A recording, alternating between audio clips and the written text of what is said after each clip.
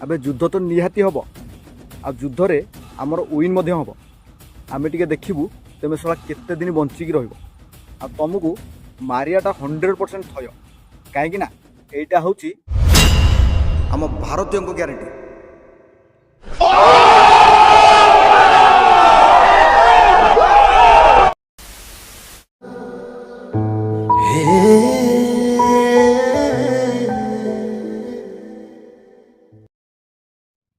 नमस्कार, जय जगन्नाथ।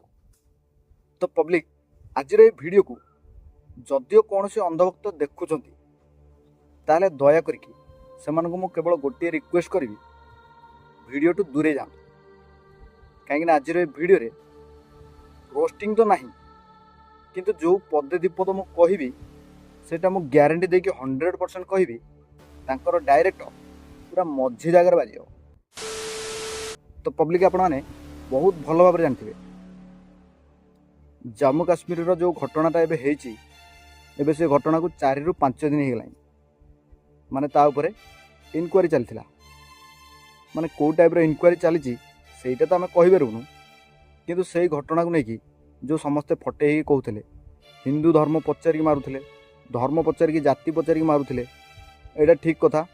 आ मोदीजी भी जो पदे कहले युद्ध पर एलान कले यहीटा मध्य ठीक कथा।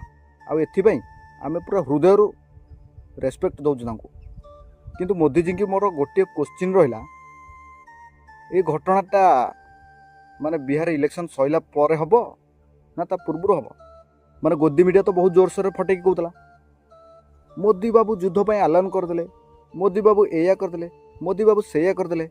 अच्छा गोदी मीडिया मत गोटे कथा कहल ये जो फोटोटा देखुच ए ये फोटोटा तुम जानिच ना जानी शुणी नाटक करुच कहीं मोदीजी तो छिंकी देले कि पाड़ी देले पूरा फुल चर्चा करके वीडियो करुच किंतु यही भाया घटना को तुम कौन पर लुचेक रखुच माने यही भाया कथा को तुम जानी शुणी लोक मान पाखे पहुँचू ना किसी मांडिया मिल जाइए। You are right, bro. भाई आजिकल सत कथा जी कौच ता क्यारेक्टर रे पूरा एल लगुच कहीं गोटे एग्जांपल नियंतु 300 किलोमीटर पूरा सेफ्टी रे आसिले आतंकवादी।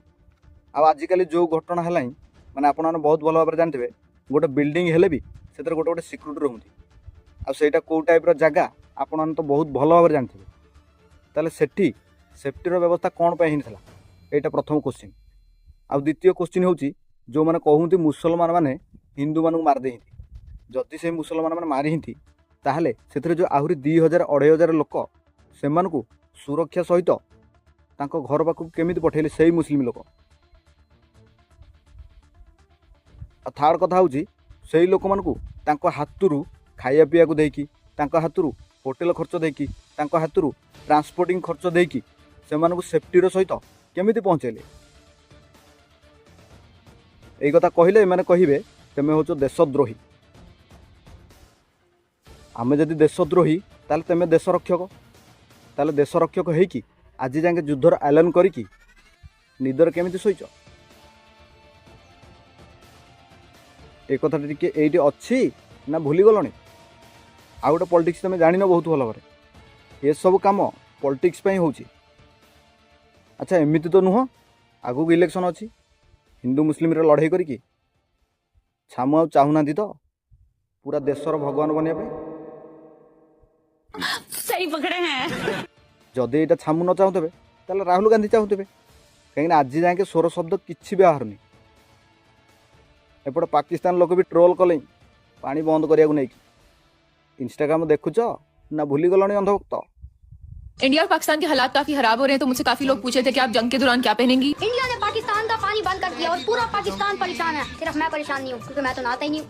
इंडिया को कोई भी मुल्क पाकिस्तान पर हमला करने की इजाजत नहीं है क्योंकि पाकिस्तान ने पूरी दुनिया का कर्जा देना है। यार इंडिया प्लीज यार पानी खोल दो यार मैं साफ मोबाइल लगाऊंगा मैं पानी बंद कर दिया प्लीज यार बस फिर खोलो पानी में बंद कर दो। तो मैंने सोचा कि जंग से पहले मैं एवोकाडो ट्राई कर लूं क्योंकि पता नहीं लगता ना इंसान का। इंडिया प्लीज पानी खोल दो थोड़ा से काम करना है फिर बेशक आप बंद कर दीजिएगा। यही नहीं अभी और सुनिए। देखो इंडिया वालों हमारा पानी खोल दो 2 दिन से हमारे घर में पानी नहीं आ रहा अगर ऐसे ही चलता रहा तो मैं तो काली हो जाऊंगी।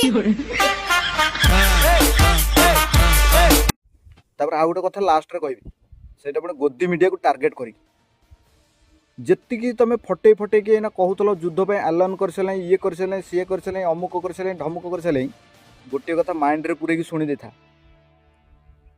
ଯେଉଁ ଲୋକମାନେ ତୁମକୁ ସବସ୍କ୍ରାଇବ୍ କରନ୍ତି, ଯେଉଁ ଲୋକମାନେ ତୁମକୁ ସପୋର୍ଟ କରନ୍ତି, ସେଇମାନଙ୍କୁ କହୁଛି ସେଇ ଲୋକମାନେ ବୁଝିବା ପାଇଁ ଆଉ ଟାଇମ୍ ନାହିଁ, ବହୁତ ଜଲ୍ଦି ବୁଝିଯିବେ। ମାନେ ଯେତକ ସବୁ ବ୍ଲାକ୍ କଥା, ମାନେ ପରଦା ପଛର କଥା, ସେସବୁ ଲୁଚିଆ ହେଉଛି। ଆଉ ଯେତକ ପରଦା ଆଗର କଥା, ମାନେ ଯାହା ଭଲ ଭଲ କଲେ ଛାମୁ, ତାକୁ ସବୁ ପରଦା ଉପରେ ବାହାର କରିକି ଦେଖାହେଉଛି। କାହିଁ ରାହୁଲ ଗାନ୍ଧୀ ଭଲ କାମ କରୁନାହାନ୍ତି? ନା ତମ କହିବା ହିସାବରେ ରାହୁଲ ଗାନ୍ଧୀ ପାକିସ୍ତାନକୁ ସପୋର୍ଟ କରନ୍ତି? ଗୋଟେ ଇଣ୍ଡିଆନ ଆଉ ଗୋଟେ ପାକିସ୍ତାନ ଏକ୍ଜାମ୍ପଲ୍ ନିଅନ୍ତୁ। ଯେକୌଣସି ଦେଶର ଲୋକ ତା ଦେଶ ପାଇଁ ଜୀବନ ଦେବା ପାଇଁ ପଛେଇବନି। ତାହେଲେ ତମେ କେମିତି ଭାବୁଛ ରାହୁଲ ଗାନ୍ଧୀ ପାକିସ୍ତାନକୁ ସପୋର୍ଟ କରିକି ଇଣ୍ଡିଆର ବିରୋଧରେ କହିବେ? ଛାଡ଼ନ୍ତୁ, ସତ କଥା ସବୁବେଳେ ସତ ହେଇକି ରହିବ, ସତ୍ୟର ଜୟ ହିଁ ହେବ। ଆଜି ହେଇନି, 5 ବର୍ଷର ହେବ, ନହେଲେ 10 ବର୍ଷର ହେବ, ଲୋକମାନେ ରିଆଲିଟିଟାକୁ ଜାଣିପାରିବେ ଏବଂ ବୁଝିପାରିବେ। ଆମେ ବି ଏତେ ସଫେଇ ଦେବାଟା ଠିକ୍ ନୁହଁ। ଯେଉଁମାନେ ନ ବୁଝିଛ, ଏବେ ବି ସମୟ ଅଛି ରେ ଅନ୍ଧଭକ୍ତ, ବୁଝିଯାଅ, ନହେଲେ ପଛରେ ଅଖା ଧୋଉଥିବ, ଗୁଣ ଗାଉଥିବ। ଜୟ ଜଗନ୍ନାଥ। ଆଉ ହଁ, ଆଉ ଗୋଟେ କଥା, ଏସବୁ ମୁଁ ସେତିକି ଇନକ୍ୱାରି କଲା ପରେ ହିଁ ଏସବୁ ଖବର ମୋ ପାଖକୁ ଆସିଥିଲା ବୋଲିଆ ମୁଁ ଆପଣମାନଙ୍କ ସାଙ୍ଗରେ ସେୟାର କଲି। ଯଦି ଏ କଥାଟା କାହା ପଛକୁ ବାଧିଥାଏ, ମାନେ ପଛପଟ ଚିରି ହେଇଯାଇଥାଏ, ତାହେଲେ ମୋତେ କ୍ଷମା କରିଦେବ। କିନ୍ତୁ ଭିଡ଼ିଓ ଅଟକିବନି, ଭିଡ଼ିଓ କଣ୍ଟିନ୍ୟୁ ଆସିବ। ଯେଉଁଟା ସତ ସେଇଟା ଆପଣଙ୍କ ପାଖରେ ନିହାତି ପହଞ୍ଚିବ। ବାଏ।